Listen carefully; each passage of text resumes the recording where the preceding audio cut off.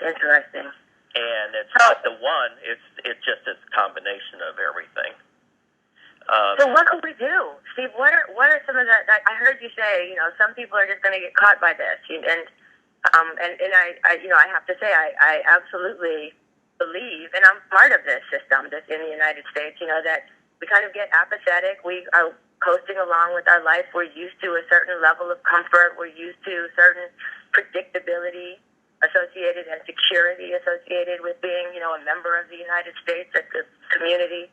But I really am starting to get more and more concerned about doing nothing and the implications of doing nothing. What can somebody who really needs to and wants to prepare themselves to weather the storm, what can we do? Well, you can diversify. A lot of people think, okay, I have 6 different mutual funds, so I'm diversified. Well, half those mutual funds might have the same stock in it, and that's all fine. I'm not involved with securities, and they certainly could talk to their advisor. But what I think the true diversity means is having a portion of your portfolio in gold, but when I say in gold, where you take physical possession of the gold. Me personally, when people buy gold and they're supposedly have it in a depository that's built just for them, I personally, and I'm sure a lot of them are like that, but I do not trust that. I take possession of my physical gold, and a lot of companies say, well, a lot of people say, well, I could put my IRA in gold. Well, a lot of the people that sell, the companies that sell gold say you can't take possession, it's got to go in a depository. Well, that's not true.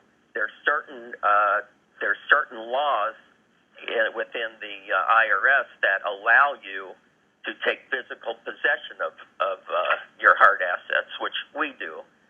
So gold, silver, platinum, those are great assets.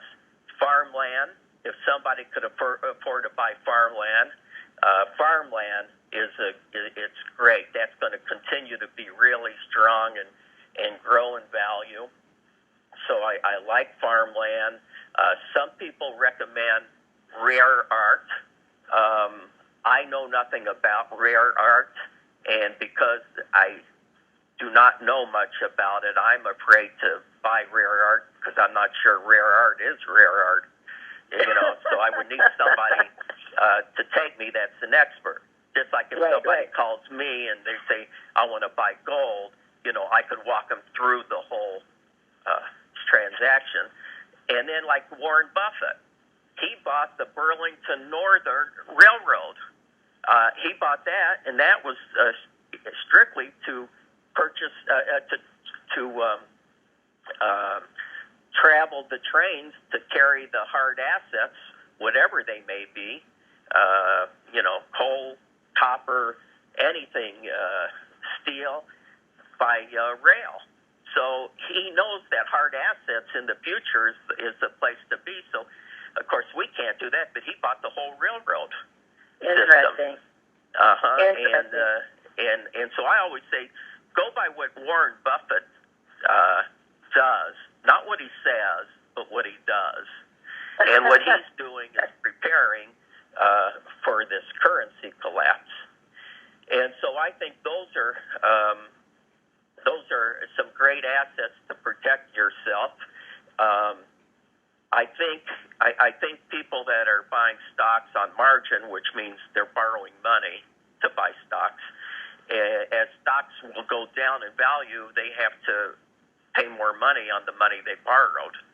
And for a lot of people, the only way they can do that is to sell the stock, which means if there's more sellers than buyers, the stocks are going down. And I'm seeing a lot of margin, and people are investing a lot of their money. They're basically borrowing money to gamble in the market, and to me, that's scary. And I think you should have, even though it's not paying anything, I think you should have money in cash.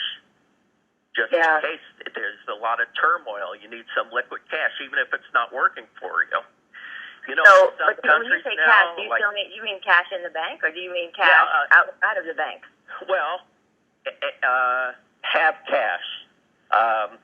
Where you want to store your cash, whether it's in the bank or whether you want to have a vault or something, I think you ought to have some ready cash just to take care of the immediate liquidity. Right. And, but you're not saying that you're expecting that financial institutions are going to be vulnerable. I'm afraid of that. And it's better to kind of plan for the worst and be prepared. Kind of have a layering approach. Yeah, plan for the worst and hope for the best. Yeah. So if some of these things don't come to fruition, you'll be fine. But if they do, you need to be protected. Right. But regular folks. Okay, so some of the ideas that you talked about were great, but those were people in a certain strata, right? Those were people, buying farmland, etc. Those are people in a certain socioeconomic category. Most people, have a job that says, okay, we'll put in 10 or 15%, and you can match it up to 7 or 10%. Mm-hmm. And for those folks, should they continue on that path where their employer is, investing for them, and then they're matching at the maximum level? It's not even that down to the nitty gritty. I think everyone, it seems to me, needs to do something different based on their own life circumstances. But what are the big questions that people should be asking themselves? Well, when it's for time example, for them to make choices, right? That's more important. How do you know what is the best strategy for you?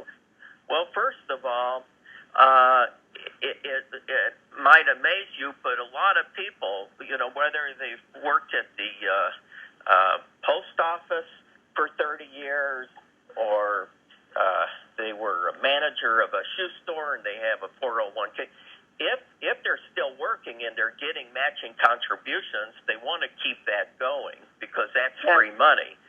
But what about if somebody left one company, went to another, rolled over his or her IRA, and that IRA, might be at a bank, it might be at a stock brokerage firm, it might be anywhere. Those are some, and they're planning on not using it now. They can use that. You don't need millions of dollars. I mean, I see every day people with $100,000, $200,000, $300,000, $400,000, $500,000 in their 401k. They retired and they rolled it over to an IRA, and it's been sitting there. And I'm just saying, well, you might want to take a small portion of it, let's say 10 or 20% at the very minimum. So if somebody had $100,000 in the IRA, they might want to take $20,000 and put it in gold. If the market corrects and goes down, the gold will go sky high. If the currency collapses, gold will go even higher. China, but they get penalized for taking it out, right? So you have to take I the know. take it out, but it's worth it because you're protecting yourself. You're diversifying in the way that you're talking about. Yeah, but they don't need to get penalized because they could exchange it directly from wherever it's at. They can go from institution to institution, or they can go from whichever institution it's at, like let's just say it's in a bank money market account, paying nothing. They can roll it over within 60 days, institution to institution. Like for gold, for example, there's no penalty fees. You can avoid the penalty fees even if you're younger than 59 and a half.